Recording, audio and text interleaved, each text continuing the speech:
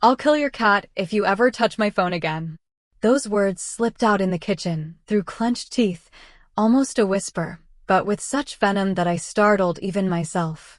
Mark stood at the stove, stirring pasta, and slowly turned around. His face didn't change, no surprise, no fear. Just mild irritation, as if I'd once again over-dramatized something trivial. He didn't even reply. Just turned off the burner and walked into the living room, as though nothing had happened. But I knew everything had changed. Mark and I have been married for 8 years. No children. One cat. Her name is Luna. She's the only living being who looks at me without judgment, not even when I cry at night, hiding in the bathroom so he won't hear. Especially then. It started with small things. He began coming home later from work. Then he'd forget to reply to my texts. Eventually, I noticed he'd started clearing his browser history, not always, but often enough. At first, I blamed my paranoia. We were both exhausted. Work drained us. The city weighed on us. Sometimes it felt like we were just roommates sharing bills and chores. But one morning after he'd already left, I found his phone on the nightstand. He'd forgotten it. And I couldn't resist. I wasn't looking for an affair. I was searching for any sign that he was still with me. Instead, I found a conversation. Not with a mistress. Worse. He'd been texting his sister, my sister-in-law, Emily, about how unbearable it is to live with a hysterical woman, how I overcomplicate everything, how I need to get myself together. And she replied, "You've put up with her too long. She's eating you alive. And again, you deserve better." I read those words barefoot on the cold floor, phone in hand, and felt something inside me break, not my heart. My heart had grown used to blows long ago. This was deeper trust, perhaps. Or the belief that, in his eyes at least, I wasn't a monster. I put the phone back exactly where it was. Pretended I'd seen nothing. But from that day on, everything shifted. Revenge doesn't strike all at once. It grows. Quietly. Like mold in a bathroom. At first, you just notice a spot. Then it spreads. Until one day you realize, everything is already infected. I started small. His favorite coffee, he drank it black, no sugar, every morning. I added just a pinch of salt. Not enough to be obvious. Just enough to make the taste off. He frowned but kept drinking it. Eventually, he started buying coffee at a cafe on his way to work. I didn't object. Then came his shirts. He loved wearing white ones. I washed them with colored clothes, not all at once. First one. Then another. He complained but assumed he'd made a mistake. I stayed silent. But it wasn't enough. Not enough to make him feel what I felt. Not enough to show him what betrayal truly tastes like. So I decided to strike closer to home. Luna was curled up on the windowsill asleep. I stroked her fur, staring out the window. Outside, gray rain and dreary building facades. Everything as usual. But inside me, something new was stirring. Not anger. Not hurt. Cold, clear resolve. I knew Mark hated Luna. Not openly, of course. He never said it outright. But I'd seen the way he flinched when she rubbed against his legs. How he'd stiffen when she tried to climb onto his lap. How, when he thought I wasn't looking, he'd nudge her away with his foot gently, but firmly enough to send her scurrying under the couch. He tolerated her for my sake. Now, I was going to use that against him. I began preparing. Quietly. Methodically. As if planning an escape, not revenge. First, the vet. I booked an appointment under the guise of a routine checkup. The vet suspected nothing. Gave Luna a shot, checked her teeth, complimented me on how well-groomed she was.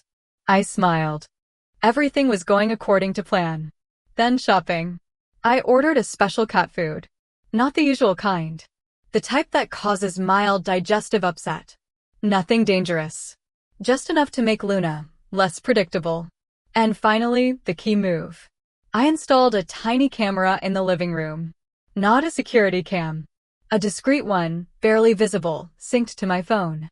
So I could see everything even when I wasn't home. The first incident happened a week later. Mark came home late. Tired. Irritable. I was already in bed, pretending to sleep. He went to the kitchen, poured himself water, then headed to the living room and turned on the TV. Luna, as usual, approached and rubbed against his leg. He sighed, then kicked her. Not hard, but enough for her to yelp and dart under the couch. I watched it all on my phone screen. My fingers dug into the sheets. But I didn't move. The next morning, Luna was off. Whether from the food or the stress, she did her business not in the litter box, but right on his sneakers by the door. He exploded, yelled, demanded I finally teach that creature some manners. I stayed quiet, just nodded, and cleaned it up. But inside, silence sang. The following weeks became a kind of experiment. I mixed the special food into dishes he ate alone. He started complaining about weird stomach issues. Thought he'd caught a bug. Went to the doctor. Found nothing. Meanwhile, Luna grew increasingly unpredictable. She'd knock over a vase from the coffee table. I'd nudge her paw toward it when he was watching TV. She'd scratch at his office door all night. I'd rub catnip oil on the frame. He started sleeping in the guest room. I didn't object. One evening, he caught me reading his messages. Not on purpose. He just walked into the bedroom and saw me holding his phone. "You again?" he asked. No anger in his voice. Just exhaustion. And contempt. I didn't defend myself. Just said, "You think I don't know what you say about me to Emily?" He froze. Then slowly walked over, took the phone and left. The next day, he said he was leaving for the weekend to visit his parents. I nodded. Didn't ask if his sister was going too. When he left, I did what I'd been planning all along. I never hurt Luna. Not once. On the contrary, I cared for her more than ever. Fed her premium food, walked her on a leash, petted her for hours. She sensed it. And repaid me with trust. But when Mark returned, everything changed. I slipped Luna's old collar, the one that still smelled faintly of urine, under his pillow. He woke up furious in the middle of the night. Yelled that this has gone too far. I pretended I had no idea what he meant. Then, his laptop. I accidentally spilled water on it. Not much. Just enough to fry the keyboard. He lost an important project. Blamed me. I cried. He softened for a couple of hours. And then the finale. I knew he was planning to leave.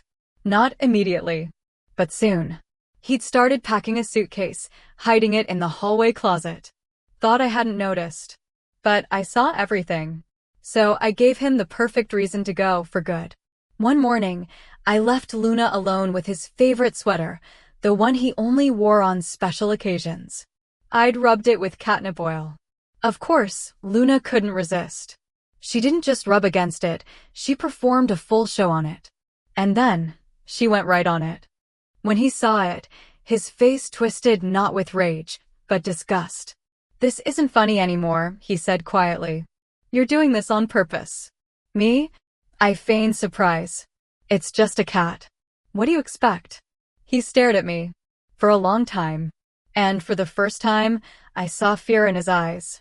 "You're sick," he said. "You're actually sick." I smiled. "Maybe. But you're leaving anyway, right?